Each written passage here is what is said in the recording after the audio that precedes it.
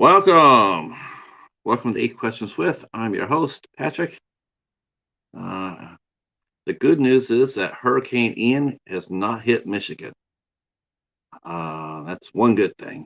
Um, Actually, I just got a call from my friend Betty from down in Florida, and she just said that the storm it juked to the left, um, and it missed her. I mean, she's still getting heavy rains, but she says the worst of what they're expecting to happen in her area has passed, so she is fine. She still have full power, phone, everything. So there's a minor miracle in there. Of course, we have many more friends down in Florida that we're concerned with. Mary Wilson being among one of them. Wow. Of course, a good friend, Stephen from House of Horrors. He's down there as well. So there's a lot of people down there that we're still worried about, and hopefully we'll be fine.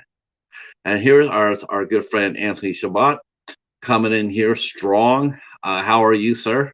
How did you like X? Anthony got to watch. He bought a copy of X. How did you like it? I hope you liked it. I liked it. I liked it. Um, so today's guest is going to be actress Sarah Nicklin. Sarah Nicklin is she is wow. Her line of credits will just blow you away. She has a ton of credits underneath her name. She is known as the darling of indie horror. Now I don't know exactly what that means in the fact that she plays a nice girl all the time. She's like, I don't know what that means. We're gonna have to ask her about that. Is she like does she play like the best friend all the time? I don't know. We're gonna have to find out. I do know that there's some things that I'm really looking forward to. Some of her movies that she's done. What I really want to talk to her about is this new movie out. It looks pretty cool called The Retaliators that came out last year. She's in this. She's in the role. She plays Emily. It's full of rock and roll stars from different various bands. And I'm looking forward to that to talk to her about that because that looks like a lot of fun. Just I know that some of the people in there are Jacoby Shaddix from Papa Roach is in there. Uh, there's just a ton of different Tommy Lee's in there. That's right, Tommy Lee from Motley Crue is in this movie. And some other band members, bands are in there. We'll get the lowdown and the skinny on that. And then the other movie I'm really excited about, it's not out now, but it's in post production, and it's called Devil's Night. Not Devil's Night with an N, like I know, right? You know, I know I've done the Devil's Candy, I've done the Devil's Doorway, I've done a lot of movies with the devil in it, but this one here is called Devil's Night, and it is a medieval movie, sword and sorcery type movie. So and she plays Princess Sabine in it. So and I put a picture up. Hey Drew, hi Nine, how are you? Um, I posted a picture up on my Instagram post. I posted that on there, a picture of her uh, doing doing some swordplay for the movie. So she looks like she can do just about anything and everything. So she will be here in about 10 minutes or so. Uh, so we also are working on October. We have one show left. We have one show left. We have the lovely Rebecca Silk will be here with us tomorrow at 8 o'clock. And then we roll over into Halloween. Halloween month is here. And wow, what to do with Halloween? Well, first of all, we're going to be kicking off Halloween with the Midnight Society on October 2nd. We will be covering John Wick 3, Parabellum, and I will be joined by the aforementioned Betty, and also our good friend Anthony Fever from Fever Dreamland Theater. member of the Cinema Squad. He'll be here with us to talk about John Wick 3. Unfortunately, the Bat will not make it with us. No, he did not get caught in the hurricane, but he did get lost in the horror corner. I put a bolo out for him. If anybody's seen a bat that's lost in the horror corner, to either contact me or Sean Patrick Urshan to get him out.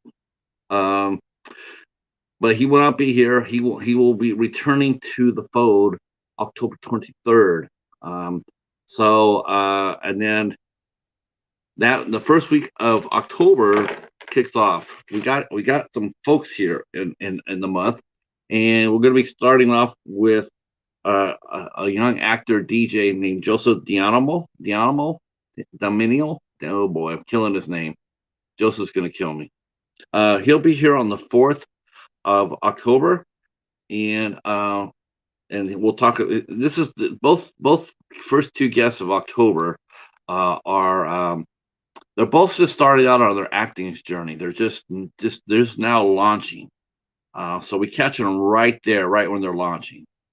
And I like talking to artists that are just starting out. I think it's a lot of fun, because they're full of vim and vinegar and go get it and drive, and I like that kind of energy. I do. Hey, it's Roy and Becky and Casey. Thank you. Howdy, sir. I hope you and Becky are doing fine. Glad you guys are dry. Glad you're not in Florida. Hey, Casey. So how'd you like that? John Carpenter doing Godzilla Day. They're doing a Godzilla marathon, and John Carpenter's going to host it. Who did you know that he was a Godzilla guy? I did not know that. I was tickled to death when I heard that. That's fun. So we got two young artists that are just launching their careers, and we're going to talk to two of them. We're going to talk to them next week. Tuesday, Joseph will be here at 8:00, and then on Wednesday, the 5th, we have Yvette Willett will be here with us. Oh, it would be cool. No, yes, I would like to see that myself. I did not know that John Carpenter was a kaiju guy. Casey thinks it's good. Legend talking legend. Yeah, whenever he's on video, he usually has a Godzilla figure or two on his bookshelf behind him. Wow, that is, you know what? Who knew? That's cool. But just Godzilla, huh? You should hear the interview yesterday, Casey. Rose Bianco was here, and she talked about she worked on Godzilla, King of the Monsters, and we were talking a little bit of Godzilla, and which I think was really cool. And she said her favorite monster is Gigan. Hey, there's Echo Zero in the house, fresh from his awesome review of Werewolf Island. Well, I think what Echo fails to remember is that I actually recommended that movie to him after he got done doing Cold Ground. He said, "What movie should I review next?" And I told him to do Werewolf Island, and he forgot about that. Thank God, because I think if he would have remembered that in his review, I probably would have got my ass kicked in the review. That's right, Team Gigan. That's right. Poor Echo. I was thinking I was going to tell him, you can put Werewolf Island with you can pair that with Blood Claws. What do they have in common? There's no werewolf in Werewolf Island, and there's no panther in Blood Claws. It was me. It was me. Go back to frozen cold ground, and look at your comment section. I think it's in the comment section, Echo, and I said, do Werewolf Island because it's awesome.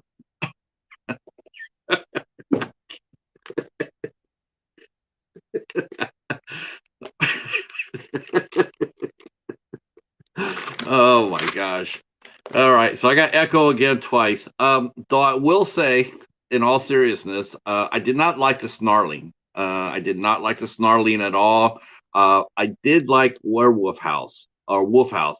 That I liked, but again, in that movie is really strange. Is that they really don't come across as werewolves. And when you watch that movie, you'll know what I'm saying. It's okay, but it's not werewolves. First it was Blood Claws, and now Werewolf Island. Really? Don't watch X. Oh, or I should say, go watch X. Uh, yeah, nice cover. Oh, you know what? No doubt, Cal. You know what? And I'm going to talk about this with Sarah too, because Sarah's done a lot of movies, and so this would be a great topic for her too. But holy crow! I mean, how we could actually do a panel on just that right there.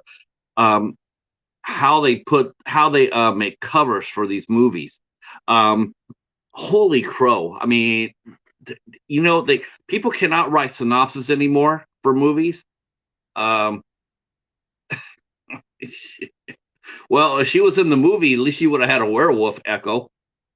If she was on Werewolf Island, you would. If she was in Werewolf Island, you would have had a werewolf. So there you go. All right. So let's put our hands together and welcome our lovely guest, Miss Sarah Nicklin.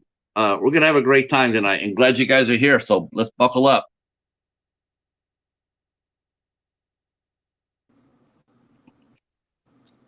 Hello. Hello. I'm gonna see if I can make this slightly bigger.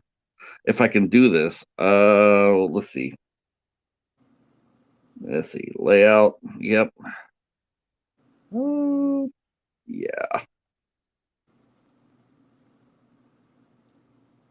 Ta-da! We are big. Yay! All right. Look at that. That's right.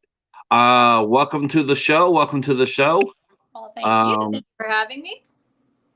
We were just talking about oh my gosh, we were just talking about covers, covers to movies. Like you get a DVD, you go shopping at a DVD and you see the cover and some of the covers are just so amazing. Mm-hmm. And you get hooked into buying the movie. It's like, you're like, wow, this looks really cool. And then you buy the movie and the movie's just, it's not really good, but you can sit there and say, but at least it had a good cover. Yeah. Sometimes the artwork and the quality of the movie don't really match up. Yeah, because our good friend Echo Zero is in the chat, and he was reviewing a movie. He got a 4-pack of movies about werewolves, and he watched one movie and he asked us what to watch for the other ones. And I told him to watch this one that was on there called Werewolf Island. Now, honestly, I already watched it, but when I saw the cover of it, I was hooked. I mean, that cover of that movie looked absolutely bonkers.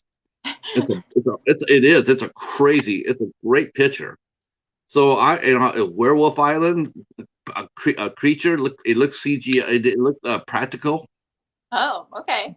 Pounce on in there, ready to rock and roll. Right? Got food, got drink, got the remote, ready to go. Holy God, man! I could not get that thing out of my DVD player. I stuck with it because I reviewed it, but holy crap! No werewolves, none. The entire movie, even though the cover was werewolf. Yes, they had the distributor had changed the name. The name of the movie originally was The Legend of Dog Lady Island. So they thought, well, gosh, I don't know if we're going to sell very many copies with that title. So we're going to change it to Werewolf Island. And there's not a single werewolf in the movie at all. It's not even about werewolves. Oh my God, that's terrible. That's so misleading. It really is. But that happens a lot though, doesn't it? Do you ever look at any of your movies and see the cover and you go like, or the title of the movie, or they'll say the title is going to be A, and then when you see it out, it's actually title B, and you're going like, "Oh yeah, how that's happened a few times." So going way back, like over 10 years ago, I did this movie called None of That, and the original title was the original cover was this like 70s style painting, which was fairly accurate to what the movie was, because it was like very grindhousey, fun movie. But then once the distribution company got a hold of it, they changed the cover art to a version of me in this very tight black outfit with a gun and like super made up. And they enhanced several sections of my body to make it more appealing on the DVD. Oh, like they made your eyes more blue? Oh no, they gave me giant boobs. Wow. Yeah. So, yeah, I mean, yes, technically that was me on the cover. It was just not an accurate representation of what I actually looked like in that movie. It was me from the neck up. The rest of it CGI. Basically, yeah, exactly. And then I did this other movie called, it was originally called The Fetish Set. It was about a group of models that were in the fetish world, and they went to this convention. And then that movie came out shortly after 50 Shades of Grey came out. And so they retitled the movie to be A Darker 50 Shades, The Fetish Set, so that they could kind of like confusion marketing, try to get people to like get in on it. And the cover was this girl, stock photo of this girl like in bondage gear, which really had absolutely nothing to do with the movie. So that was released under that title for a little while. And then I think at some point they must have gotten some sort of like cease and desist or something like that, because that movie just like disappeared. But then it reappeared later under a different title called The Lost Girls. And the cover of that is just like this white mask of a random girl, essentially, which again has nothing to do with the movie. So yeah, it's happened quite a few times. Happens very often, I would say. The cheetahs make a very early appearance. He was very curious to say hi. I love kitty cats. Yeah, this is Paladin the cheetah. This is the cheetah of my channel's named after.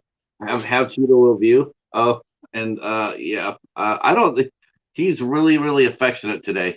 Come on, buddy. He's really excited. Yeah, he's definitely hamming it up today.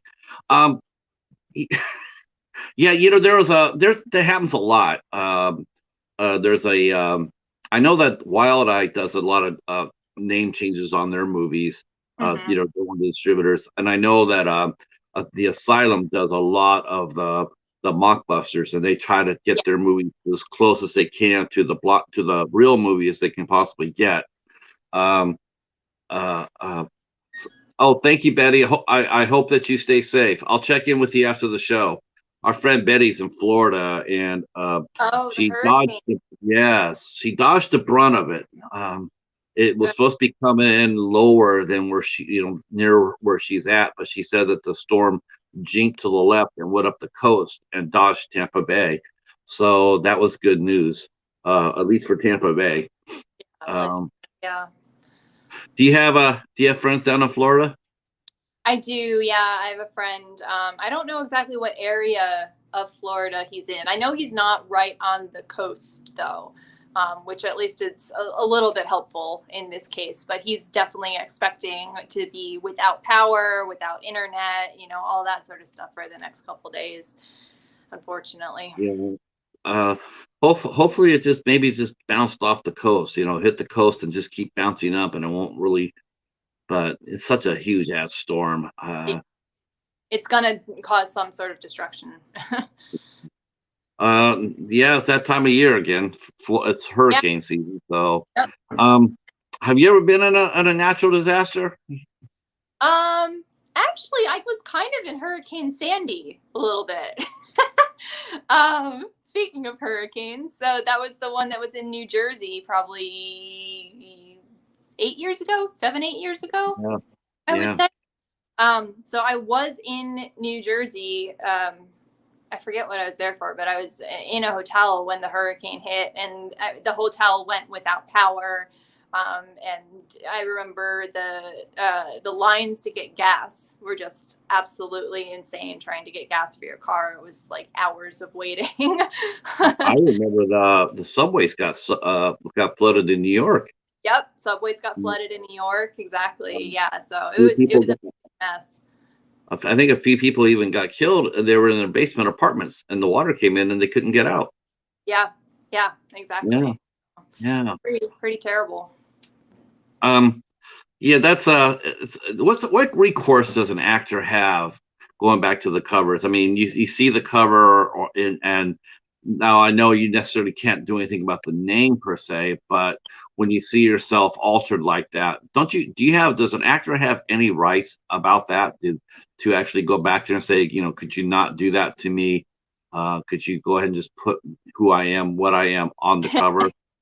Once you're like a big star, I'm sure you do have that control, but until you're at that point, you really don't, because you sign releases that allow the production company to use your image and in the film, saying that I'm consenting to essentially being in this film. You can use my face, you can use my image, my voice, and use that for any sort of marketing materials, and they can pretty much alter that however they want. So you really don't have any control over it from there. I mean, yeah, once you get bigger and you have more power, then you could. Or if you put something specifically in your contract, like I'm sure you could, but just like in general, that's not really something that we really have any control over, unfortunately.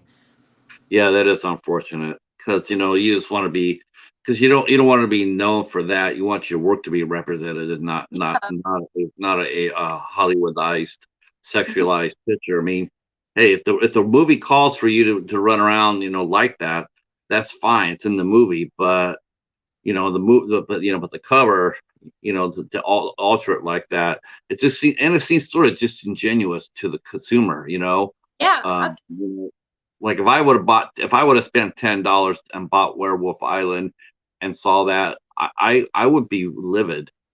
I, Yeah. I would have been like, I want my money back. There's no way I'm keeping this. I Uh, you know, agree. I mean, that's the part I think that for me was the most upsetting about that, is that anyone that is going to go to see the movie, you're expecting one thing, and then you're getting something completely, totally different. It's like a bait and switch, which is really not okay to do just to get the $10 or $20 or whatever it is of someone watching the movie. Like, isn't it worth it to have the marketing accurately represent the movie, so then when people watch it, they're going to be happier with what they're watching and give you better reviews than any review that's like, oh, this movie promised to have a werewolf in it or whatever, and there's no werewolves. 1 star, 0 stars, I hated it because it didn't meet what I thought it was going to be. Like, I think right. it's really short-sighted. It's really just trying to get the most amount of money they can quickly, rather than actually caring about the quality and how people will perceive the film. Yeah, I agree with that, and I just think that it's uh, yeah, you'd rather have that because that way you have good word of mouth. You write good Yeah, reviews. Someone goes on YouTube, like our friend Echo. He went out there and he reviewed that movie. Well, you already know he didn't review it fairly. He reviewed it fairly and honestly, which is more than what the distributor did. mm-hmm. He's getting there going like, yeah, I didn't like this movie. It's not what they advertised. Yeah, And the thing is, though, it's like when someone gets that and they consistently get it, all of a sudden that's how your movie ends up on movie database with like a 2.2 or 2.1, is right. because that's part of the reason. It's like, wow, I did some of my best work in that movie, but it's getting shit on because of the shenanigans being played. Yeah, um yeah. that's going to be really frustrating. Yeah, I mean, it's frustrating for everyone involved in the film. I mean, actors, even the filmmakers, a lot of times they don't have any say or control over it. Once you've signed that deal with the distribution company, they're going to do whatever they can do to try to get the most money they can out of that movie. And so, filmmaker, they don't necessarily have a say in how it's marketed. I mean, all you can do Right. potentially, like, go to social media or say like, oh, well, this is not really what I would have done or what I would have chosen. But then that also kind of ends up looking bad back on you in a way that you're not really like a team player. Like, people don't want to work with someone that's going to cause waves, and like cause the drama.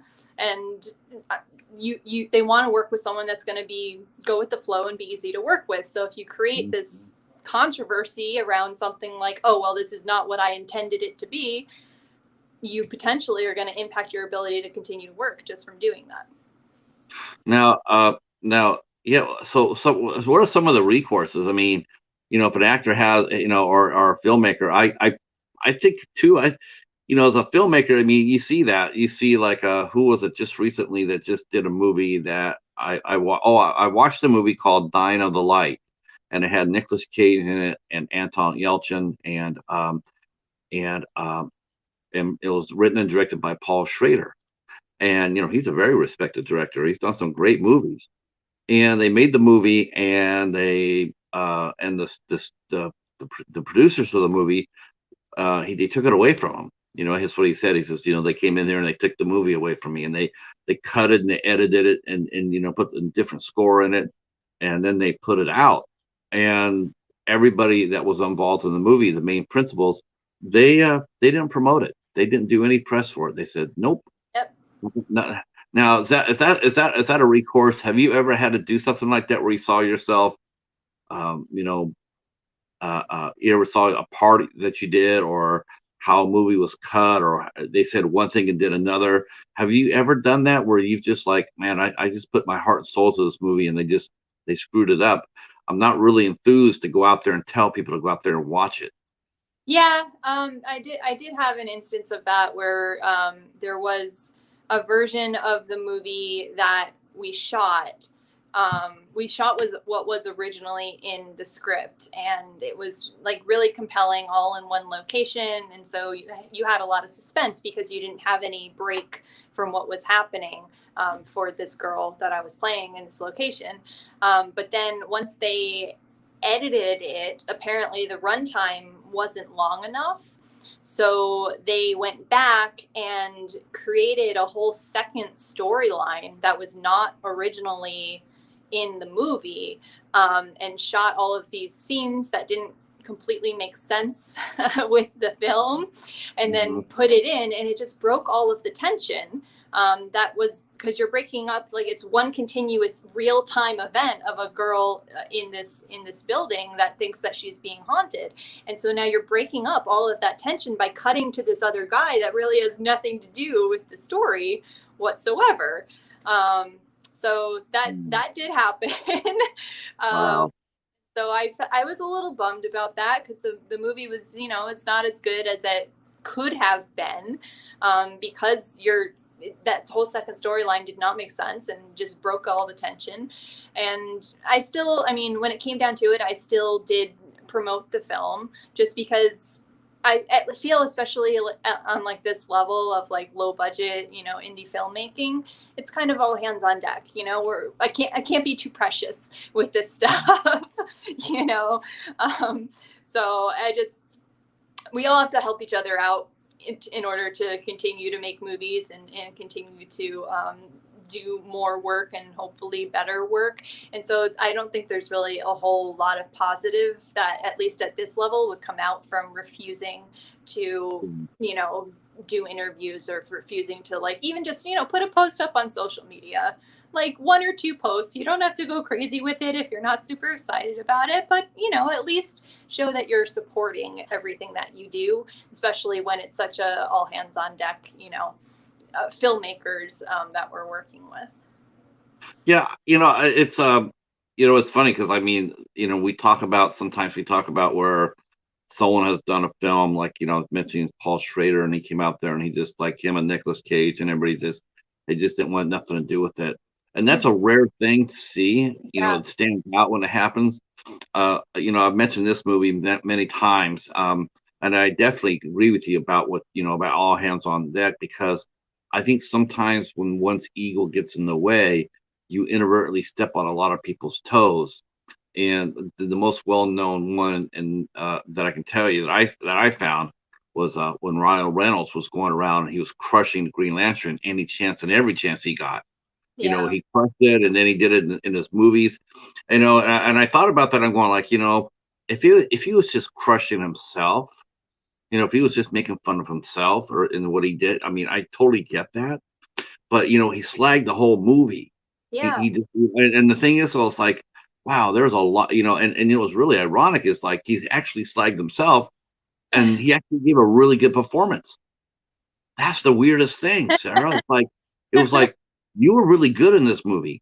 You Yeah. weren't bad. You weren't your typical Ryan Reynolds. You actually Right. acting, and I really enjoyed it. And I always thought, well, gee, you're out there and you're blowing up this movie, but do you realize that you're catching your castmates and your crew and their collateral damage, Yeah. because now you're lumping them all together. Exactly. Yeah. So I guess it's one of those things where if you're upset with a movie like that, you just got to keep it in house, right? Yeah, I think so. I mean, I think it's okay to say that, like, the movie, it's not what I expected it to be, or there were changes that happened in post that, made it different than what I thought, or, something like that, I think is totally fine. But to, like, really go out there and, like, slam a movie or, like, refuse to do any sort of press or anything on it, I think it's not, something really bad has to happen to do that, because otherwise it's not really necessary. There's still a lot of people that worked really hard on that movie, and maybe they're proud of their work. Just because you don't like one aspect of it, you don't like your work, or it got changed into something else. I mean, that's the thing about filmmaking. It's a collaborative effort. If you want to have full control over your art, go paint a painting, because that's something you can do that you have control over. But when you're doing a film, you don't have control over the final thing. Even directors don't necessarily have control over the final product a lot of the time. And that's why Right. they'll release a director's cut if they really don't like what the version that the producers put out.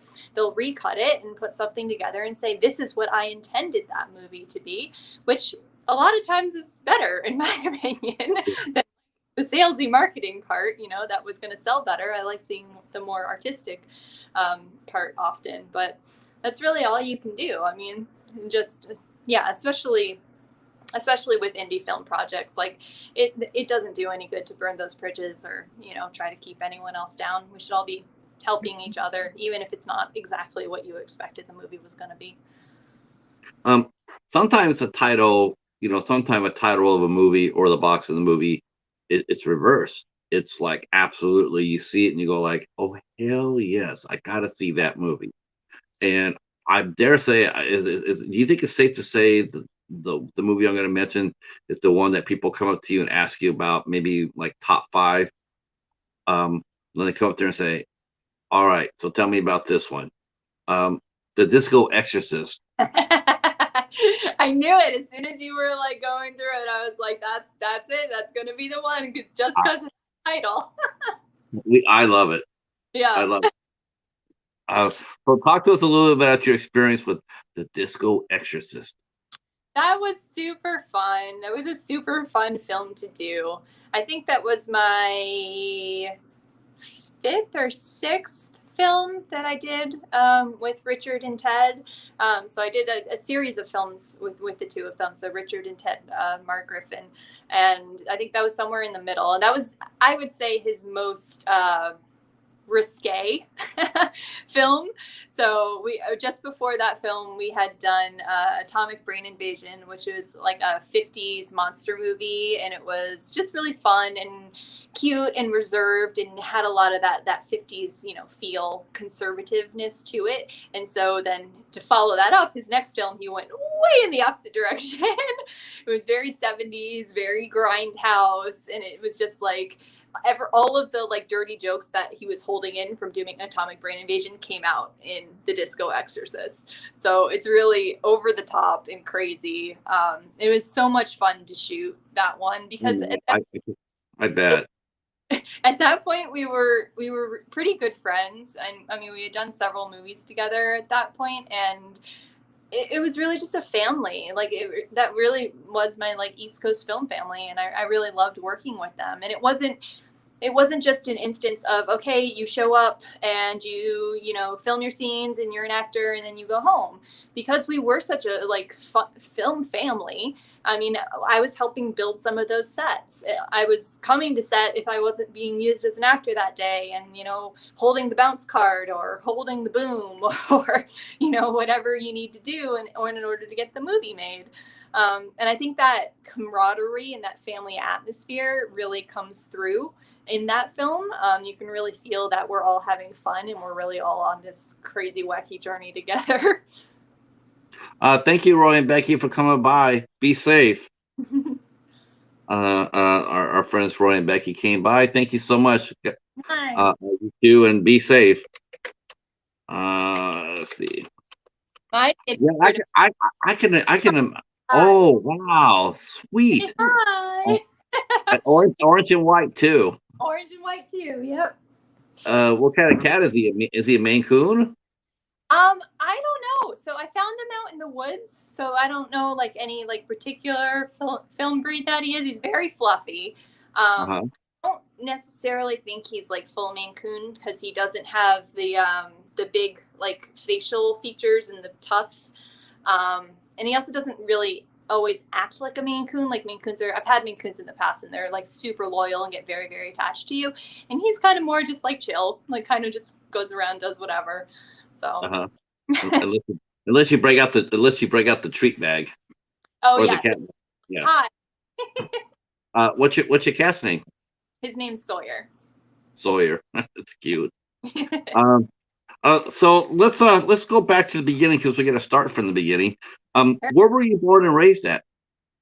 I was born and raised in Connecticut. So I was born in Danbury, Connecticut. We lived there until I was 13, 14. Then we moved one town over to Ridgefield.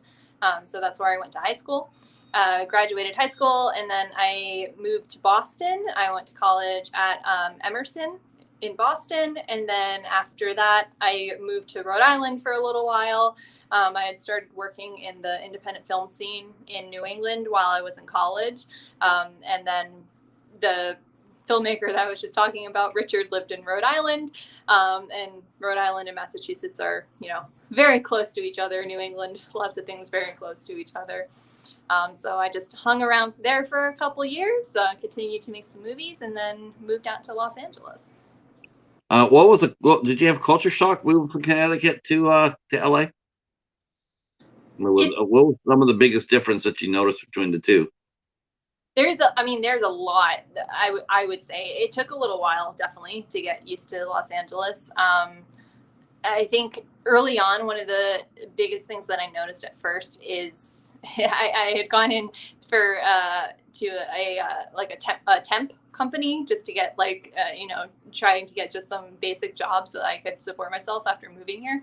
And as I was talking to her, she was like, "Oh, you have an East Coast work ethic," and I was like, I don't know what that means. But then the longer that I was in Los Angeles, I realized, oh, it means I actually work. It means I actually like to get things done and move things forward.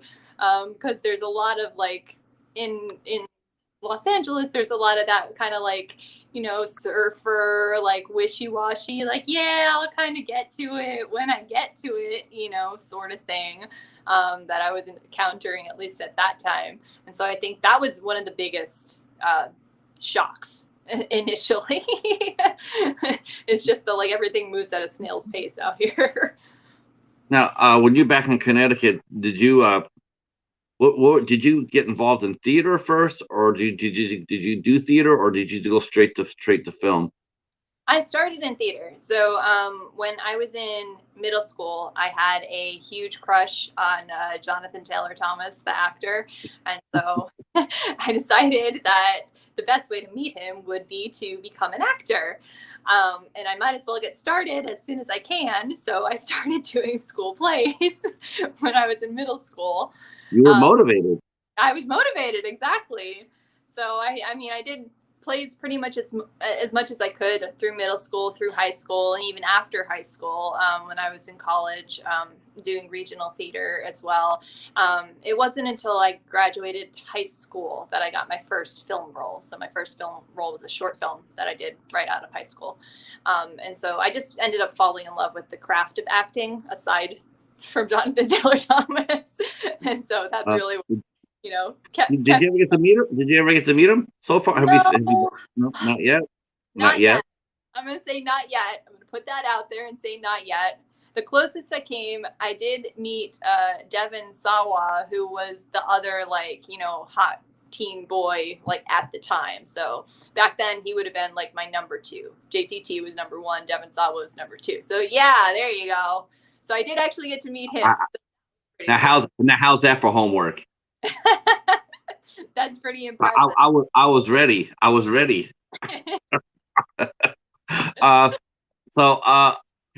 Yeah, that's right. He was quiet for a while, but then he's been working a lot lately, so it's good to see him back. Yeah. So now you go back to LA, and now you're getting your feet wet.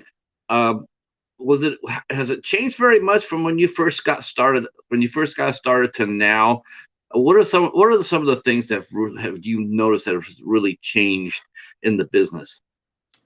Ooh, well, I would say that I think the disparity between like low budget films and big budget films are getting bigger. I think it's really a lot harder for people to make kind of mid-sized movies anymore. And I think that's just because that market's really just become oversaturated.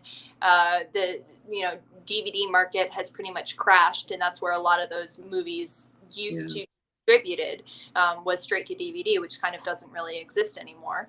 And streaming platforms, I mean, like Prime, you could still get like a mid-range movie on. There's Tubi, you could still get that sort of stuff on, but like the big streamers don't even really look at that sort of content anymore. So when you're looking at like the ability to make your money back, your budgets have to be very, very low, or you need to have something that you can sell it on, which means like a big name or a big IP or something like that. So the little guys, I think, are really having a really tough time in getting their movies not only financed and made, but also getting them distributed. I agree. I'll tell you what I think is going to have to happen as far as the DVDs go. Our friend Eerie Frog is here. Our other friend Wes, I am the Ice Lord is here. He does a show called The Ninth Level interview show. And then Hobbs says that Josh Hobbs was always a top 5 in the Midwest areas he's heard. Especially around October. Josh Hobbs runs what they call the Spooktacular. It's highlighting the month of October, and there's all sorts of activities and quizzes and trivia and costumes and Rocky Horror Picture Show. He's the king of the Spooktacular. So he definitely is. So let's see. And then our friend Gizmo's here, film director. He wants to know if you're in a submarine. Submarine. Oh, because of the wall. The wall looks like it has a. Oh. It does. It looks like, yeah. This is my balloon chair. So this is a chair. Oh wow! Because the wall looks like it has rivets in it. Yeah. So it's a chair, but it does have rivets in it. Yep. So she could actually. Yeah, it does look like a submarine. Actually, that's actually pretty sharp. Well, of course he's a film director. Of course he would notice those things. Of course.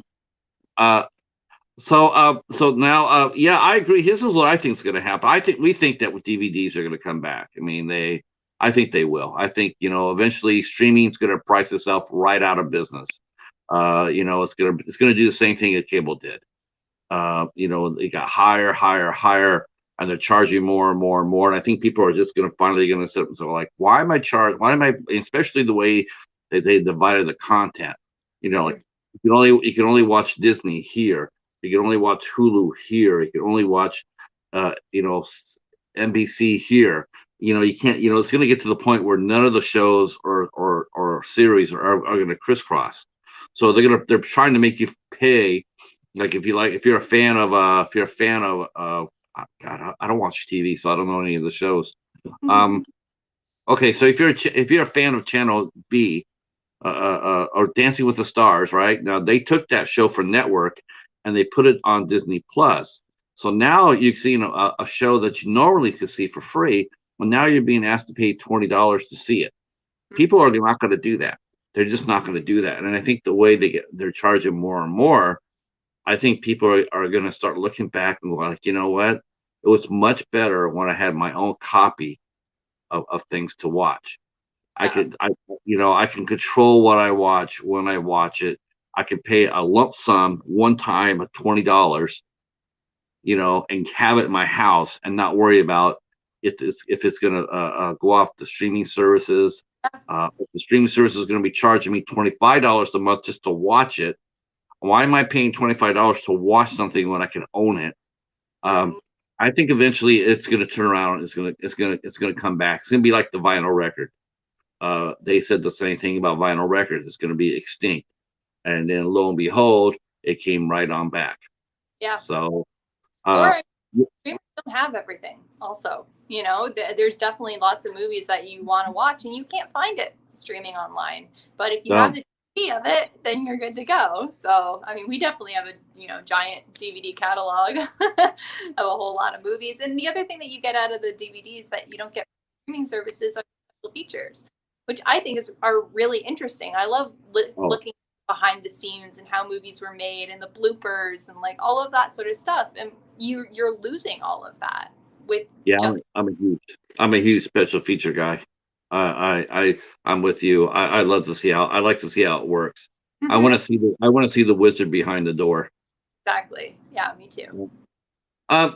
There's a couple of I mean, you've had so many credits. There's a title there's a title they call you the darling of indie horror. Now is that because of how kind you are on a set, like your good luck? Get Sarah Nicklin. We'll have a great shoot if we have her. Is it because of the roles you play? Why do they call you the darling of indie horror? That when did I get that phrase, that coin? I think that was working in New England, and I think it was mostly because of working so much. So that I'm easy to work with and I'm easy to get along with, and so people like to work with me.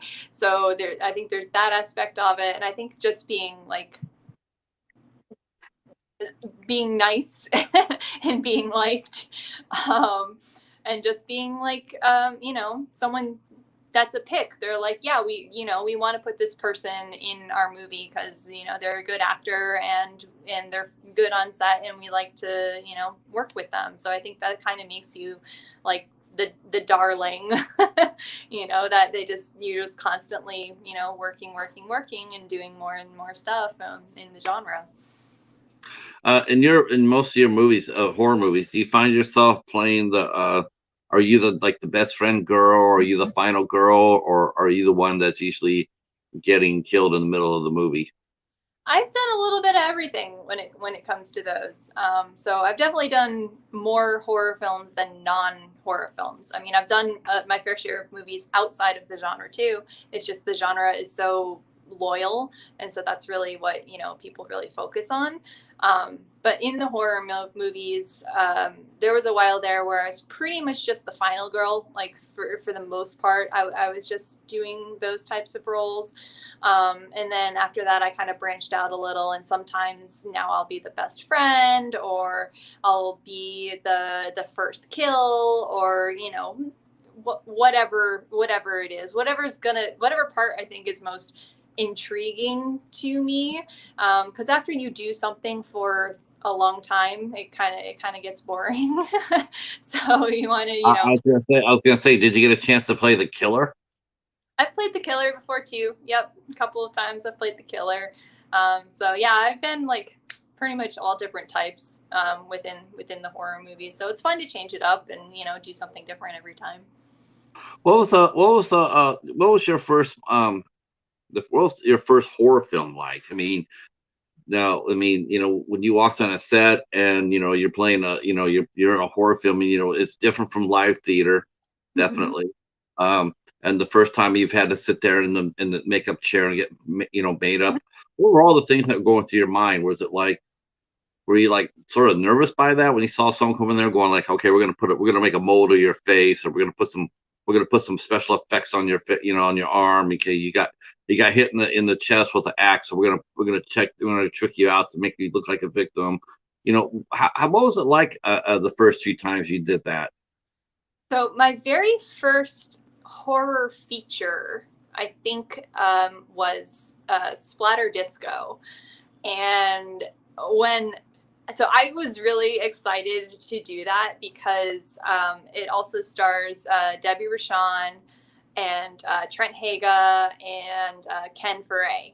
And so and Lynn Lowry was in that too. And so there are these like real actors, like in this movie.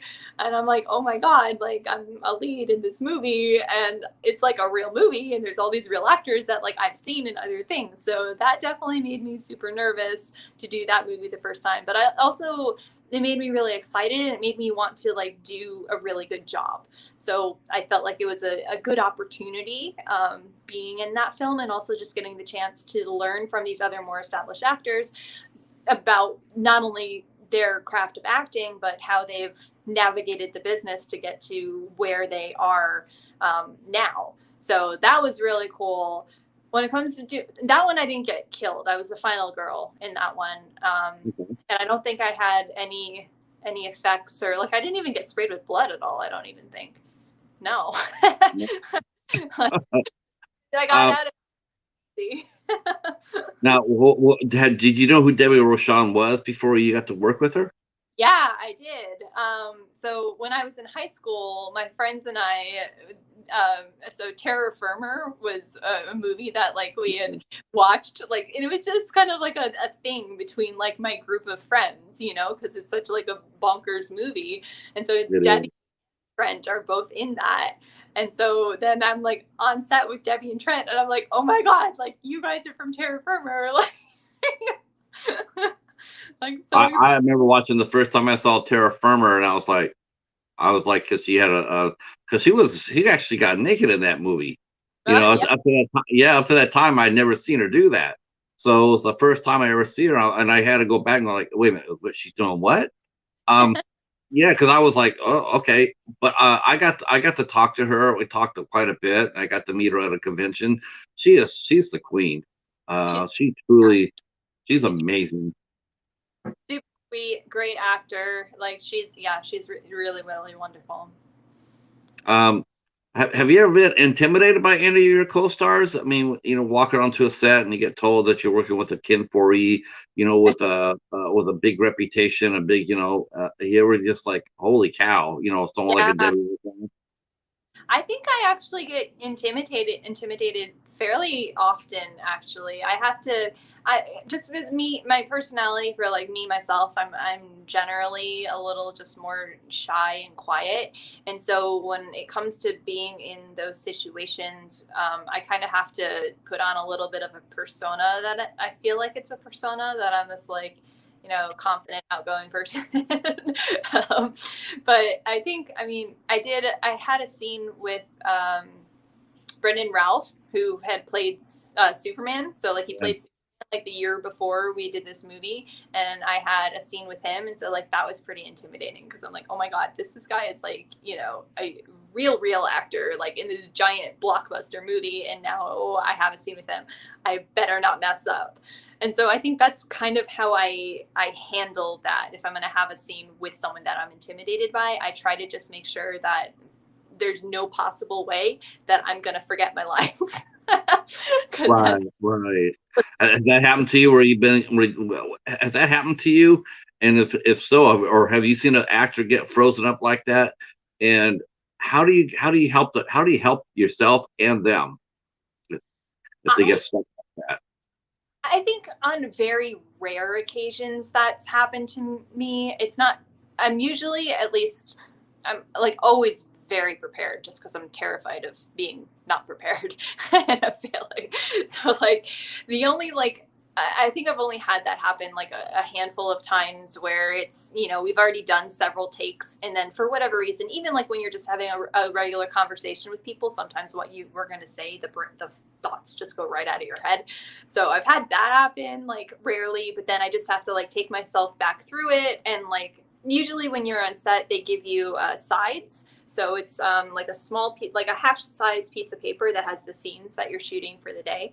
And so you can hide that like in a pocket or something like with your things. So if you go up on a line like that, you can just quickly take it out and like look at it so that you know where you are and like refresh yourself on what's going on.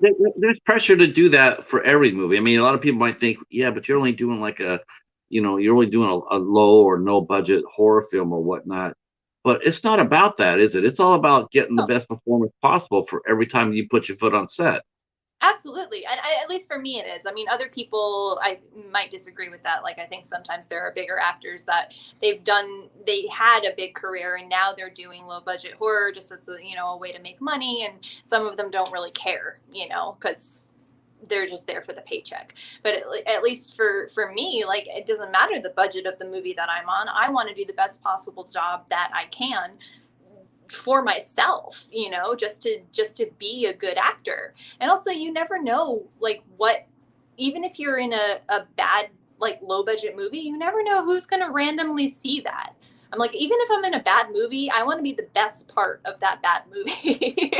You know, that's a great attitude to have, because there's one actor who that you would think that would never do those types of movies, but he does them all the time. And, you know, I used to sit there and just like, whoa, you know, I used to just dread it. You know, I used to avoid it. I used to avoid watching him because I'm like, man, he's just going to be phoning it in. You know, he's just there for the paycheck. Until I actually started watching some of those movies. And all of a sudden I realized that, you know, he's out there kicking ass. He's not out there just coasting. Yeah. And, you know, I had to check myself on my attitude about that. And, you know, when I watch him in his movies now, you know, it's amazing because it's like, I get it. I get why he gets those movies, because he brings everybody up. He brings everybody up with his performance. Yeah. And Eric Roberts, if you're watching this, you're the man. I mean, that's who I'm talking about. Eric Roberts. I just watch him, and it's like before him, he's like seeing all these bad movies, you know, low budget, just you know. But then you watch him, all of a sudden it's like he just pulls everybody up. Mm-hmm. I mean, not everybody, not all the time. Some of the actors they do rise, and you do see them talk about him like, we're glad he's here, and I can understand it.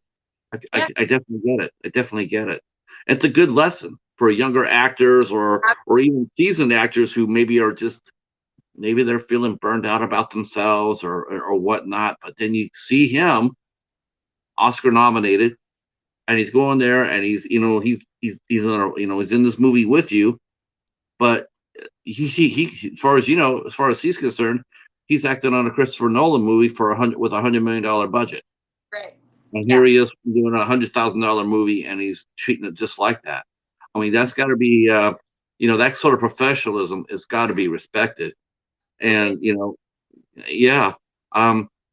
So and now for some of those actors that are dragging their feet, how hard is it to work with them? I mean, I mentioned about Eric Roberts bringing cast up, but sometimes when a veteran actor comes in and they're just there for the paycheck, can it drag a production down?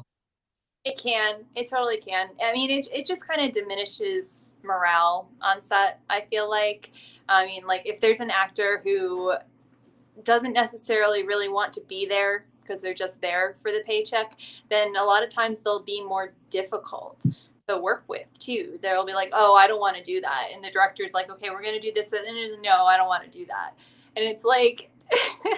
I mean, I understand that you have some power here because, you know, you're established, but at the same time, this is the director of the film and you're hired to do a job. So you need to do that job.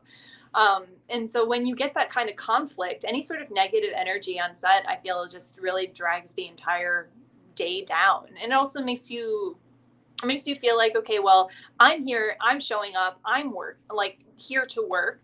why aren't they? If they're getting, and you know they're getting paid more than you because they're, you know, an established whatever, and yet here you are busting your butt, like, you know, trying to do whatever you can to make the scene work, and they're just like not caring. That's really frustrating, like super frustrating. So Yeah. it's really unfortunate when that sort of thing happens. I guess that's where the you know that term indie darling or horror, indie darling of indie horror. I guess that's your persona when you come in there and you're a calming presence on the set, and you're hired not only for your calming presence but for your professionalism. Have you ever felt like that's how you've been cast for? You know, maybe not so much for the part per se, but maybe it's a young cast and the director, like, you know, I want to have a professional, you know, I don't have the, you know, maybe I don't have the budget for it per se, but I'm going to get the best person I can for this money that's going to be lead by example. And Sure. they hire you.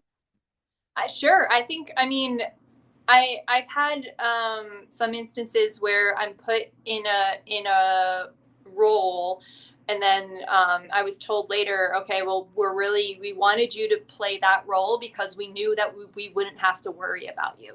You were in the scene with our name actor, and you were in a scene with a kid. And so, like, those are two things that could potentially cause problems or go wrong. So the third part of that scene was me, which is someone that, like, they don't have to think about it. You're like, all right, you're going to go ahead and do a good job. You're be professional, you know, not just like make everything go smoothly. So I think that definitely is a consideration, you know, as well, for sure. You just want to make sure that everyone that you're working with, regardless of level, is going to be easy to work with. Our friend Gizmo has mentioned, he says, I like that Sarah has done so many, oh, uh, so many horror movies. I love when actors I love when the actors do that.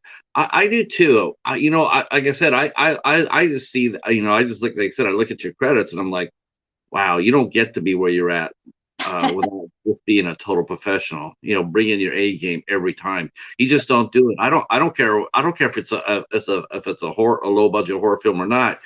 You got to have that reputation to bring in the goods every time. Yeah. You know, to get consistently hired that many times. Yeah, people talk. It is the smallest big town. I mean, like, your reputation is everything. All it takes is one person to say no, they were difficult to work with, and then that's going to get around, and you're not going to get hired. Or they were great to work with, you should absolutely hire them, and then they're like, all right, I'll do it. Or I mean, that's a lot of times how I get a lot of my roles, is either someone that, you know, saw a film that I worked on, or knows someone that I worked with, and then they ask them about me. And if their response is like, oh, she's great, then they'll be like, yeah, okay, we'll hire her. And word of mouth is everything in this business. It'll kill you. You're terrible to work with. Gizmo saying, respect actors that dub underground or B movies and trash films sometimes. I think trash film he means like Grindhouse. Yeah. That just shows they're doing it outside the payment system. Yes, you know, that's funny because, you know, I actually talked about this with another journalist. I talked to this because there's an actor that does a lot of movies like this, Malcolm McDowell. I mean, he's done a lot of these movies, and I'm just sitting there and like, and I'll be honest with you, not all of them are really good. I mean, some are just really, really bad, and I was confused. I was actually confused. I'm like, why is he doing this movie? You know, it's not like he needs the money. I mean, that guy's got a stellar career. And I asked this writer, who's also a director, and I asked him, I says, why do you think why does he do movies like this for?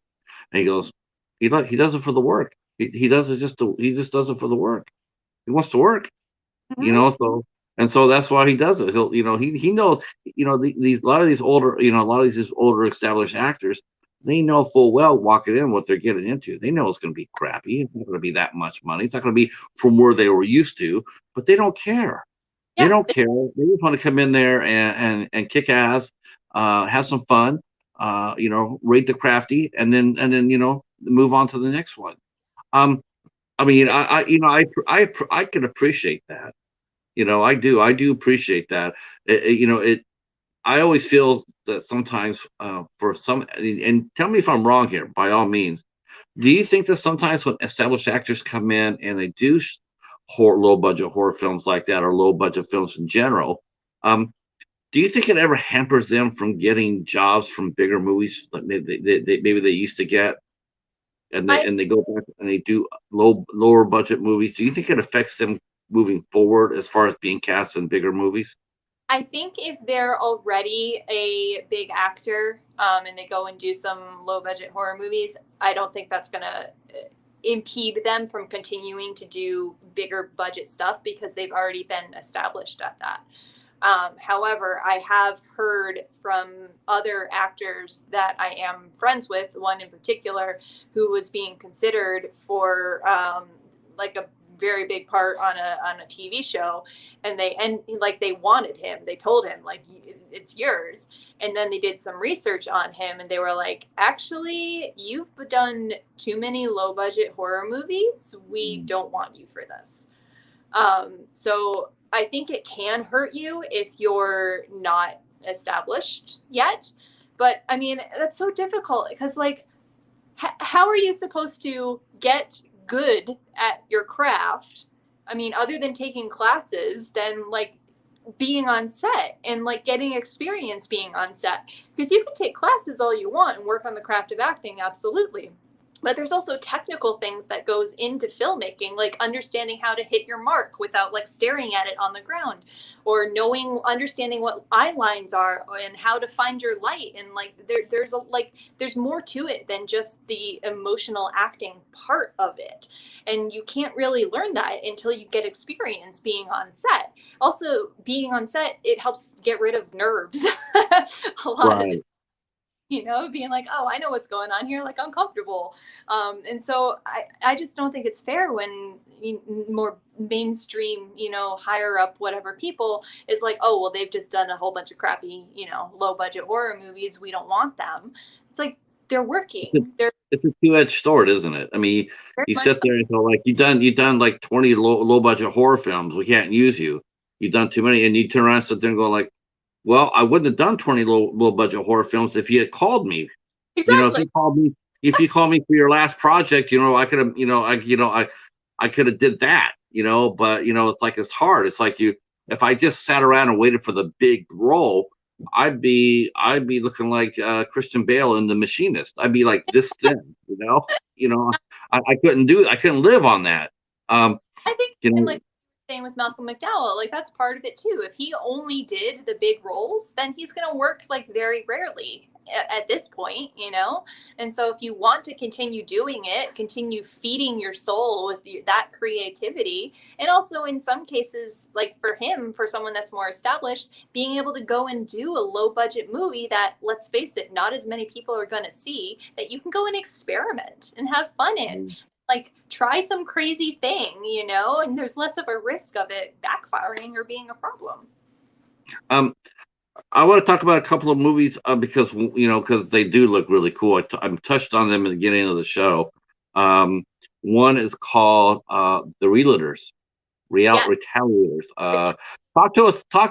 Am I pronouncing that right? I'm probably crushing it. no, That's you're the right. biggest. So talk to us about that film. How did you get involved with that? Retaliators. So that film, I got involved because I know one of the directors. So there are two directors for that film. And they had shot a good portion of the movie on the East Coast in like New York and New Jersey. And then they had edited some of it, and they were concerned that the movie was not going to be scary enough or gory enough for a horror film. So they then needed to shoot some additional content to kind of pump everything up a little bit. And so my friend, it was the director who did all of the additional content and essentially recut the movie and put everything together to kind of amp that up. So he asked me if I would come in and be part of this film, which was great and which was super fun. And so that movie is currently playing in theaters. So it's the biggest release of any movie that I've ever done. which is why I'm really excited about it. So I only have a small part. I'm in 2 scenes. I play a grief counselor the main family in the movie visits. But the fact that it's getting such a big release and there's so many really amazingly talented people in it is very exciting for me. So like, who are some of the people in the movie? The producer and star of the movie is Michael Lombardi. He was in Rescue Me, the show. That was So he was in that show for a bit, and he's really great, really talented actor. There's also Mark Menchaca, I think that's how you pronounce it, who is another actor that I absolutely adore. I loved him on Ozarks, and so he's in that movie. And then there's just a whole array of rock stars. Wow. Way to put it, because the movie was produced by Better Noise, which is a music label, and so now they have started making movies. They produced the Motley Crue biopic, The Dirt, that came out a couple of years ago on Netflix, and so this is the film that they did after that. So like Tommy Lee is in it, Jacoby Shaddix is in it. Who else do we have? Pretty much everyone from Five Finger Death Punch is in it. There's like so many cameos throughout that movie of the music artists that they represent. So it's really fun to watch because it's like a who's who of the rock and roll industry all mixed in with this like horror storyline. I always like it when they do casting like that, especially if it's a movie like 10 Little Indians, where you see them and they're playing different characters, and then you start seeing them, get killed one by one. Yep. That's a lot of fun. It's really, and the soundtrack is awesome too because they have all those musical artists in it. Okay. But did you have to audition for that role? And how often do you have to audition? I audition a lot, comparatively a lot, I guess. So I probably it'll depend. So like right now, it's been a little bit slow for me the past couple weeks, but like over the early summer and midsummer, I was auditioning at least once a week. There were a couple weeks there where I was auditioning every single day, which is great. Like I want more of that. But obviously, a lot of the time you end up not getting cast in things that you audition for. So the majority of work that I get is just from word of mouth and networking and people that I know. I mean, occasionally I do get something from auditioning, but comparatively to the work I've had, majority of the work is from people that I know. So for that one, the co-director that I knew and was friends with, Sam Gonzalez Jr., I had done short films with him previously. And so he had seen my work because he had hired me for those short films, and then asked me to come and be part of the feature. Now, the art of the smooth it used to be like you would go out to an event or out at night or a club or whatever, and you would network with your peers that way. But ever since the pandemic hit and people are, they're less likely to do that. How do you network today? I mean, is it done just purely through social media? Like you send private messages back and forth, or do FaceTime, or you could do what we did for our pre-show. How do you stay in touch and know what's going on and now compared to what it used to be like? I think it's still a combination of both. So even though with the pandemic and especially during that time, people were not going out as much, at this point, people are pretty much going out just as much as they used to. Like there's a lot of film festivals that are coming up this fall season. So I'll be going to some of those just to meet with other filmmakers because I have films that are playing in like some of these festivals. So that's often a really good way to do it. Just in being in Los Angeles, going to friends' events, friends' birthday parties, like that sort of stuff, because you never know who you're going to meet there. Like your friends work in the entertainment industry, so they're going to know other friends in the entertainment industry, and so like you meet people that way. So I think pretty much anytime you're going out into the world, you're most a networking opportunity. But social media also definitely is a big part of it. It sucks to have to like constantly be promoting yourself on social media. It's tiring and it's never ending, and it never feels good to do that. But you have to at this point. I mean, it's a marketing tool that you control. And in this industry where you control so little, you really have to be able to wield that and use it and make it as powerful as you possibly can. So putting out good content on your social medias, and then also interacting with other people and, commenting, liking on their posts, sending them messages. If they did something that you're a fan of and genuinely connecting with them because you're a fan of their work, I mean, that's always a way to do it. A lot of times people now just put out casting notices on social media too. They're like, I'm looking to, fill someone for this role. And so that's another avenue, to try to get into stuff. So it's pretty much everywhere and everything, I would say, at this point. Our friend Gizmo has mentioned, he says, I believe the Disco Exorcist with Sarah was screened at a film festival in 2013 or 14. He thinks that he saw it, kind of a trash film with a retro grindhouse. I don't. I definitely feel the grindhouse, the retro grindhouse. I don't know. I mean, Yeah. do you, huh? It's very grindhousey. That Yeah. movie. Yeah. Now some of those movies like that, like we mentioned, Debbie Rochon, she got, I mean, like, once in a while she got asked to go naked. Has that ever come up with you in horror films? Because a lot of horror films, it seems like it's you have to do nudity.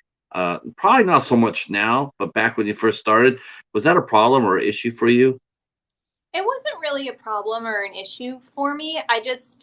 I always wanted to try to be careful about when I did it, because I know that it's such like a thing that, a lot of people will look down on. So like, I didn't want to be known as the girl that like, oh, hire her, she'll be your boobs in the movie, which there are some girls that are that, and thank God for them. But like, I wanted to be, taken seriously as an actor. And I think if you do too much nudity, especially in low budget horror films, that really diminishes how seriously people will take you as an actor. So it's definitely not something I'm opposed to if it's motivated within the story and within the character. If it's just going to be purely gratuitous, then it's probably not something that I'm going to do, just because that's not really what I'm interested in. I'm interested more so in exploring the character. And if the character would do that, fine, I have no problem with it. But it's just, I mean, everyone has different opinions about doing nudity and when to do nudity, and no shame in people that are very free with themselves and are comfortable doing it all over the place.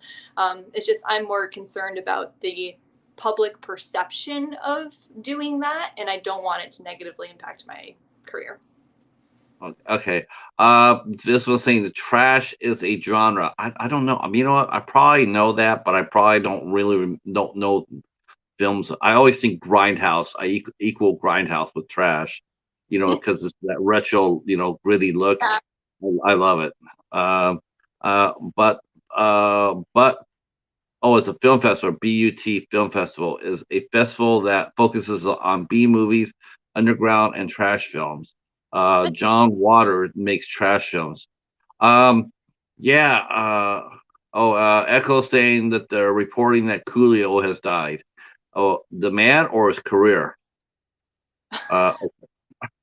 Okay, I don't know where that came from. Sorry. It's cool. I hope not.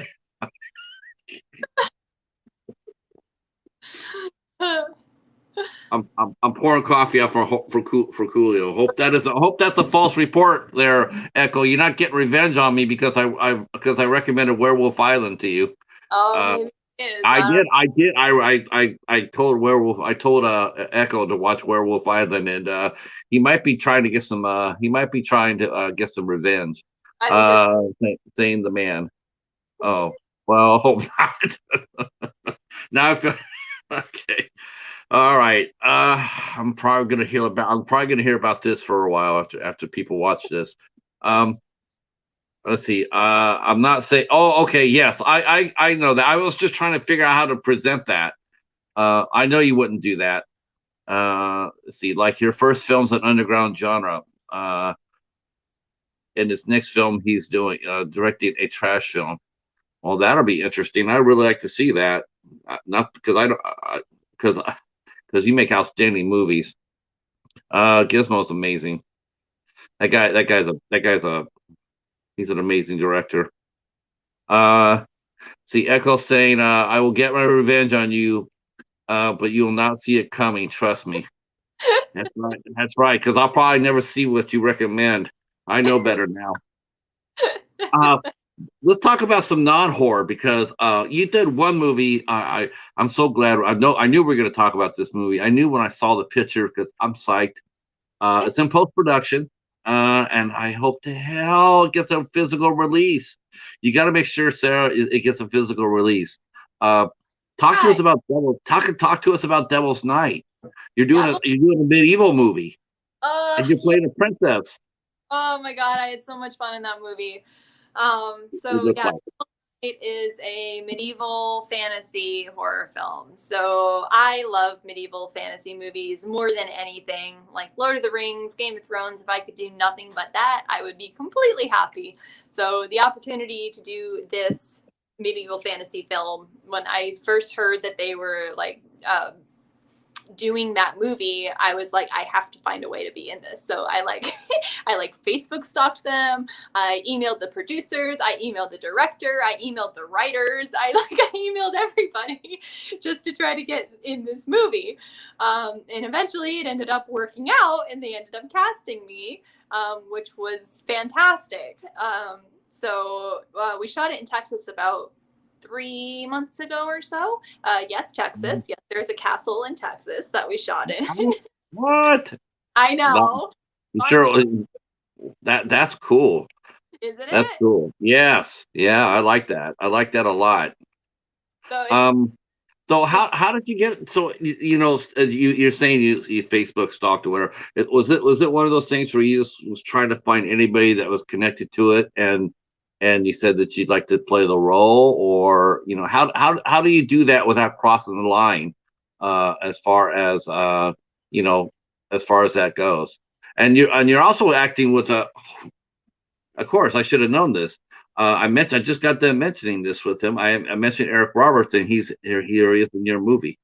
Yeah, I actually didn't get to work with him on that set, so he was only there for one day, and the schedule got rearranged. He actually ended up playing a different role than he was originally going to play because he had booked a big movie, so he had to go and do that on his original shoot date. So they had to swap some stuff around. So I didn't end up meeting him, which was unfortunate and sad, but but he is in that movie. And you're now I'm going to be honest with you. I'm going to mention him. I'm going to say right off the bat, as far as his acting goes, I like his acting, so I'm not going to say anything else other than that. But you got to work with Kevin Sorbo. I did. What was it like working with Dylan Hunt?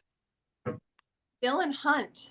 I don't. Yes, he played Captain Dylan Hunt of the Starship Ascendant Andromeda. Oh, that's right. God. See, I'm so to me, he is Hercules and will forever always be Hercules. Like I grew up watching those movies with my dad. And so the fact that I got to meet and be in a scene and work with Hercules, and also so I have a sword fight in this movie. Me and this other girl, it's the climax of the film. We have a duel, and this was my first day with him on set, and I'm doing this sword fight, and we were shooting nights, by the way. So this is at like 3 a.m. that we're starting to shoot this scene. And I'm doing a sword fight in front of Kevin Sorbo. I'm like, oh God, you were talking about earlier, like, do I ever get like intimidated? I'm like, yeah, no pressure. Like, it's only Hercules. only Hercules. So, but it was really cool, and he working with him is great, and he was completely gracious with absolutely everyone on set. He was just a consummate professional. He took photos with everybody. We shot this just before Father's Day, so he even did like a little Happy Father's Day video to my dad, since my dad and I like watched Hercules when I was little. So like I've nothing but good things to say about him. Yeah, it's funny because I remember watching him in Hercules, and then I saw him in Andromeda, and and that was pretty much it. Like what's he gonna, what is he gonna do? Now Yeah. this is before all the politics came into play, but now all of a sudden I found him doing roles. He put out like 5 or 6 westerns, all back almost like back to back to back. And they used to run on Ion TV, and I remember sitting there going like, "Wow, I've never seen him do a Western before." And so I tuned in to watch him do a Western. I gotta tell you, Sarah, he was right at home at a Western, right at home. I was really impressed.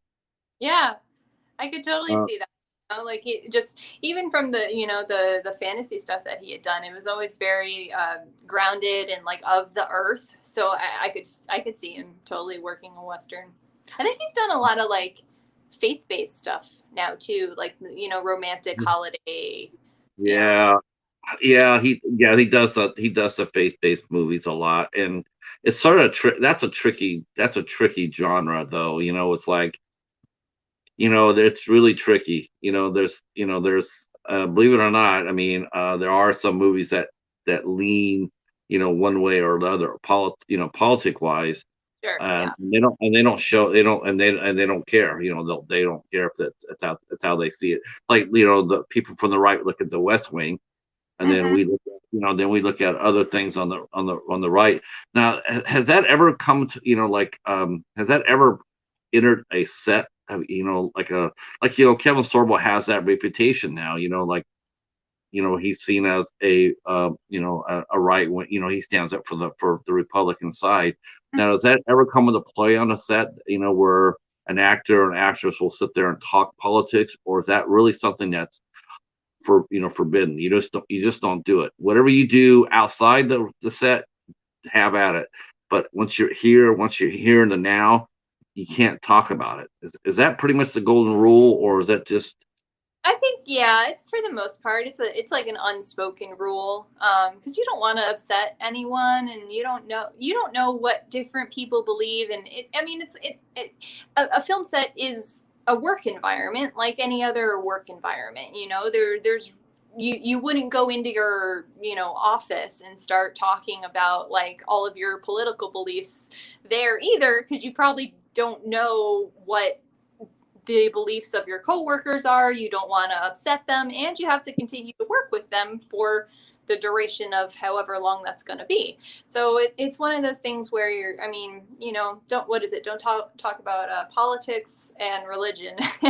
So you kind of just like, tread lightly. I would say it's not like forbidden, but in order to make sure that everything runs smoothly, it's probably not the best idea.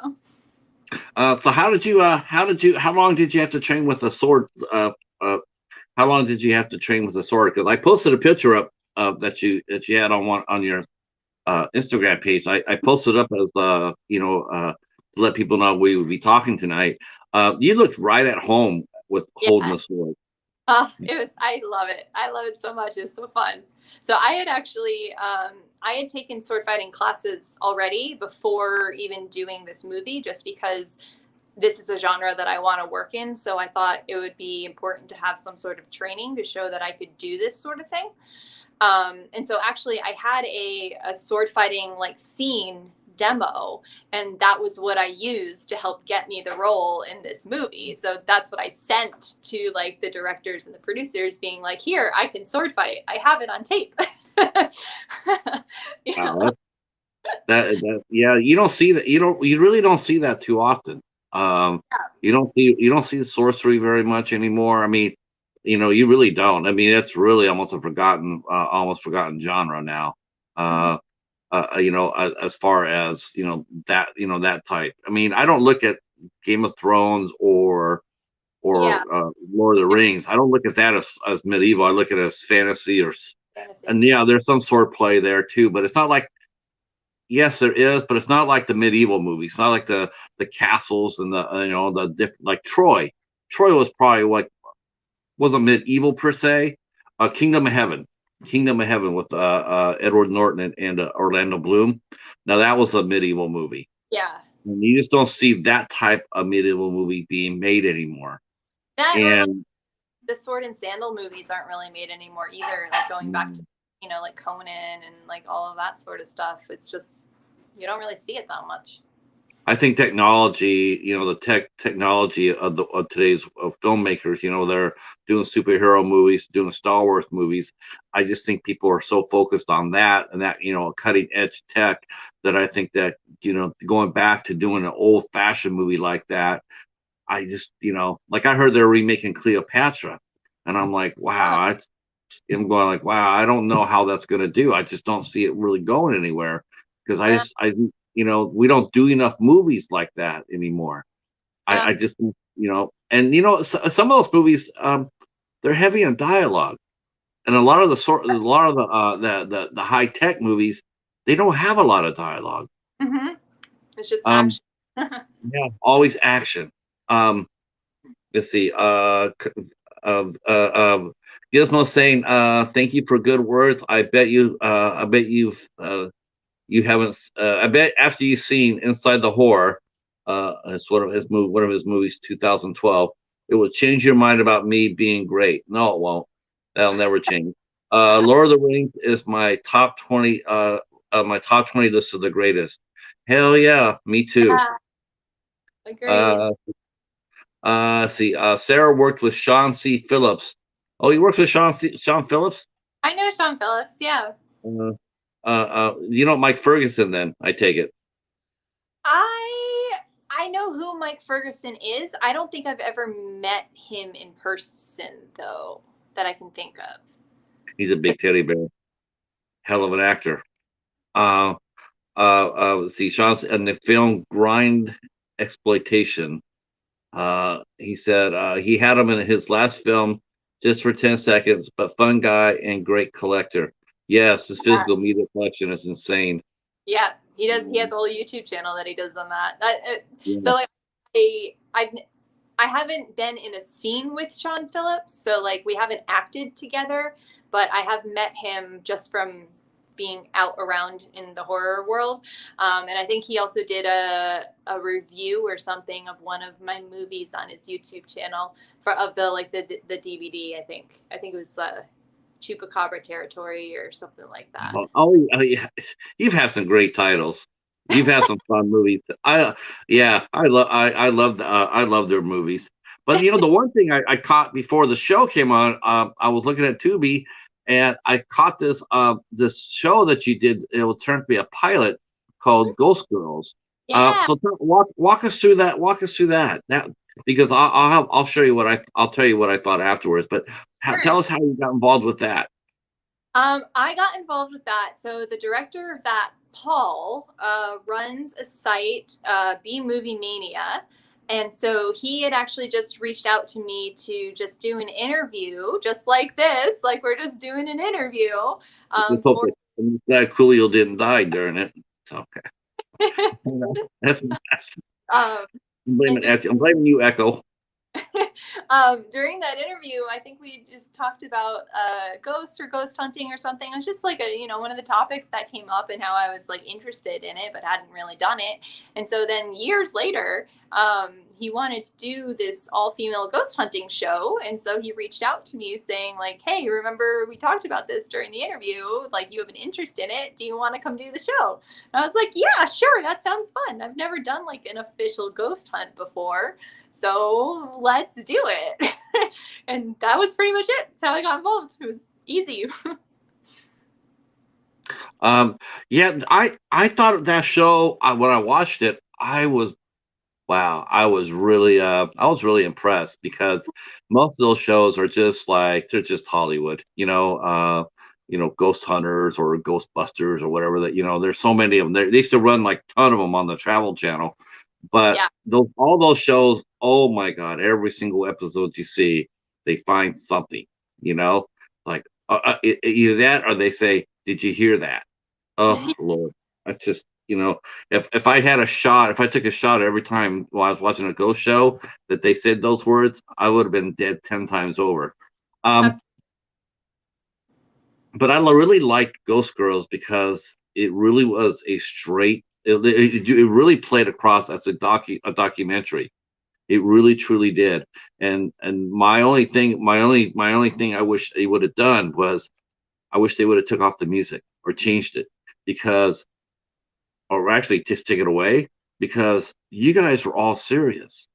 Yeah. I mean, you were right there saying, "Yeah, I'm here, but I'm skeptical." I've never seen anything like this before. Maybe it is real, maybe it's not. I'm not really sure. I haven't seen it, but you kept an open mind. And Absolutely. a lot of shows will not even do that. There's just no way in hell they're gonna have someone come in there and be that honest right there, saying, "Yeah, I'm here, but I'm not really believing any of this." You know, and it really comes across as like, okay, that's truth. And then you did the show. Um, what did you feel like after the show was over? Did you have an appreciation for what was going on? Was that your first documentary that you ever worked on? Yeah, I think that yeah, my first like documentary about something other than acting, because I had done like other, like talking head and acting related documentary stuff, but that was the first one that was not that. Um, but I found it really interesting because I have an interest in the supernatural. I have an interest in ghosts, but I had never done like that much of an official ghost hunt before. So I thought it was fascinating to like use the spirit box, for example. That tool was really cool, which for people that don't know what that is, it's a box that goes through radio frequencies and just like keeps going like every 2 seconds. And so in theory, the ghost could start speaking to you through the radio frequencies.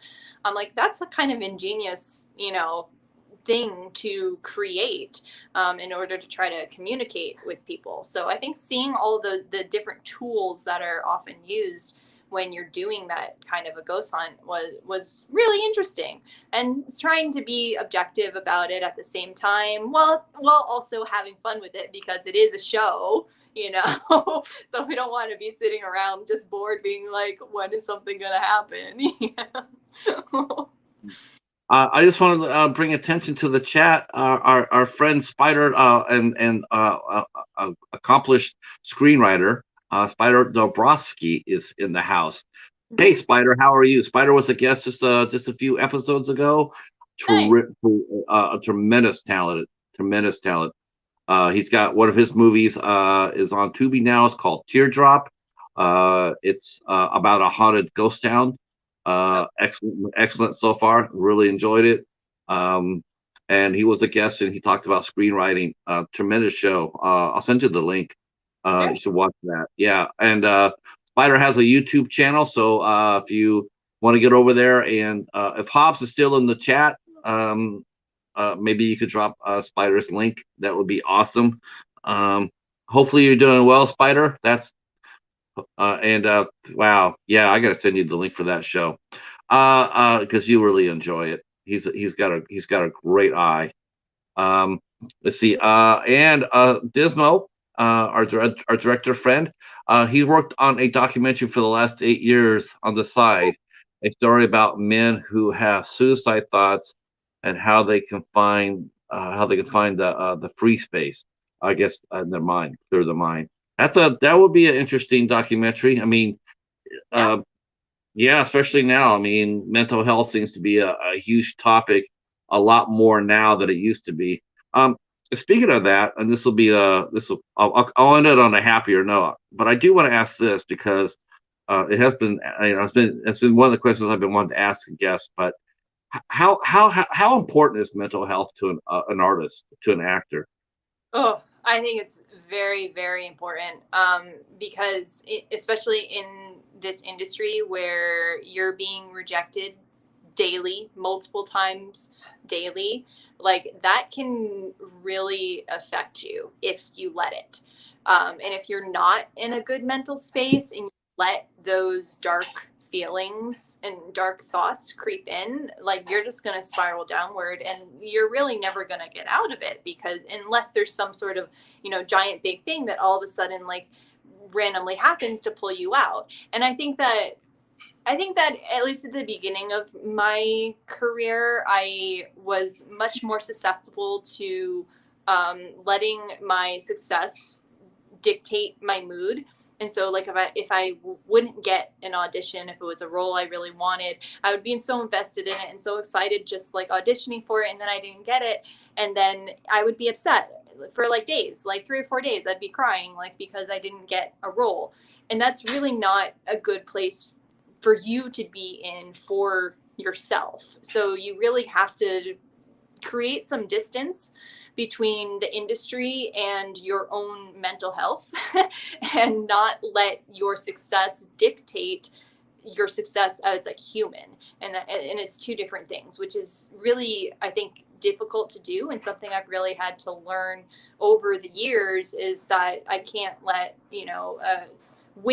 getting this one role or losing out on this other role impact how I feel about myself, because otherwise you're just on that roller coaster, and you'll be on it nonstop, and that's not a good place. It's not a healthy place for you to be living in. Yeah. How do you self protect yourself? Honestly, What do you do to take care of yourself?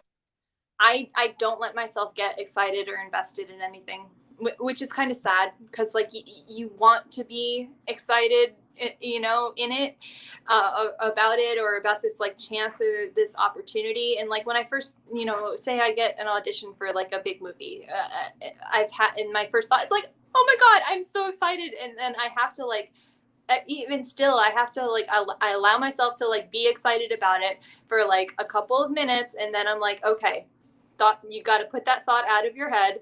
You cannot think about like what would happen if you got this role. You don't like even try to go down that path. Just focus on the work, focus on the craft, focus on doing the scene and doing the best acting that you can. And that's it. And don't expect anything else to come out of it other than doing the best work that you possibly can. That has to be what is rewarding to you and what fulfills you, rather than the potential of getting this role, because otherwise you'll just tear yourself up. You really do.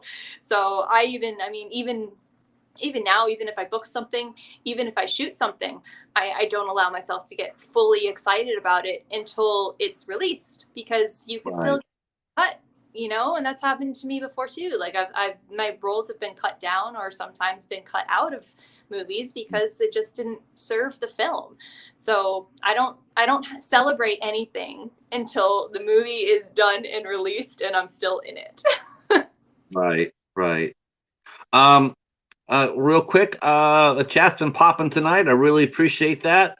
Our friend Jinja Ninja is here, and he says he's a big fan of yours, Sarah. Hope you're doing well. Yep. So glad you're here. Let's see. Videos. Gizmo's got to go. Yeah, it's 4 a.m. in Norway. So always grateful that you come in. Always grateful you show up. He's a tremendous supporter. I appreciate it so much. Let's see. P.S. You need to stop and bring in this woman that are near to my yes, I know. I keep on bringing all these beautiful ladies in, and that they're near his age and they look like they're 15 years younger. It makes me look bad. You know what? We're gonna get you up here, Gizmo. We're gonna get you up here and we're gonna talk so we can see what you look like. Um, the last thing I'll ask you before I let you go, because it's getting late. But what's next on the table for you? What are you working on now? I have a couple like pokers in the fire that none of them have a specific like start date yet. So I don't know which one's gonna happen first. So there's this Dante's Inferno-esque horror movie that I'm attached to that's supposed to be shooting in Vegas. Originally it was supposed to shoot in April-ish of 2020, and obviously then nothing, that all fell through. So hopefully that's going to come back around and get off the ground. I also have this whodunit mystery movie that is supposedly going to be filming of spring of next year. So, I mean, hopefully that happens and comes through. There's a couple other things that are still in a lot earlier stages of development with some people that I've been talking to. So, but I think those two are like the most, the closest to actually happening at this point. But I mean, it's really hard. You never know what's gonna come next. And when you have conversations with people, it can be with any variety of anywhere in the development process. Like I'm just starting to write this project and I have you in mind to be in it. Or this is written and I need funding, but when we get funding, you'll be in it. Or I have this ready to go. We got half of the funding. Like, it's just, there's so many things that go into actually making a movie happen that it's a small miracle for anything to actually get made. So and I know a lot of times I feel like, I mean, I just did this movie in Wyoming like 2-3 weeks ago, and like I found out that I was cast in that like a week before. So I feel like a lot of time the ones that are generally ready to go, they happen very quickly. So, but the other ones that where it's like you're more involved in the pre-production process, they take a lot longer to get off the ground. So I definitely know that Devil's Night will be out next year. That'll be dropping next year. That's going to happen. I hope that it gets I really hope that we can get physical releases for this. It almost feels like that film directors are going to end up doing what musicians used to do back in the 90s, and that is sell their units individually. Sell their records individually per show. They go drive to a show, play the show, go out there and hopefully sell 10 or 15, or sell them out of the back of their trunk at a flea market. Yeah. I'm totally against piracy. All right. And, film piracy is just like, I never would do it. Yeah. But I can understand now. I can understand now where some people they can't afford to. They can't afford to go do, like I said, the streaming service or whatnot. And there's no physical release coming. And I understand why some of these guys are frustrated. They're like, I like to see this, but I don't get a chance to do so. And so, it's a problem. But you're gonna end up on a happier note. I want to thank you for coming out and hanging out with us, you and Sawyer. Sawyer was awesome, and I hope that you would like to come back sometime. Maybe when Devil's Night gets released, you can come back and hang out with us. We'll talk about the movie. Yeah, that would be great. This is fun. Yeah, I had a great time. I hope you did too. I'd like to keep it relaxed as much as I can. Though Echo, I have to give you credit for tonight, buddy. So I want to thank everybody in the chat for coming out and hanging out with me and Sarah. And we'll be back tomorrow night at 8:00. That's right. We do this 3 times a week. We'll be back tomorrow night with actress Rebecca Silk. Will be here with us tomorrow at 8:00. She is a rising star. She'll be here and she'll be talking about her career and how she got it off the ground, how she does things. I ask a lot of the same questions sometimes among artists, but I never get the same answer twice. there's no roadmap. Everyone's got to figure it out for themselves. No, you're absolutely right. It's so weird. It's like you find yourself asking that same question, going like, "Wow, people get tired of that." But then if you really watch it, you'll find out that no one answers the same thing twice. It's always different, and it always makes it really refreshing to hear. Sarah, thank you so much for coming out and hanging out with us. I'll let you go. Hang out right there where you're at. I'm going to say goodbye to the chat. I'll see you guys tomorrow at 8 p.m. We'll talk to you soon. Thank you.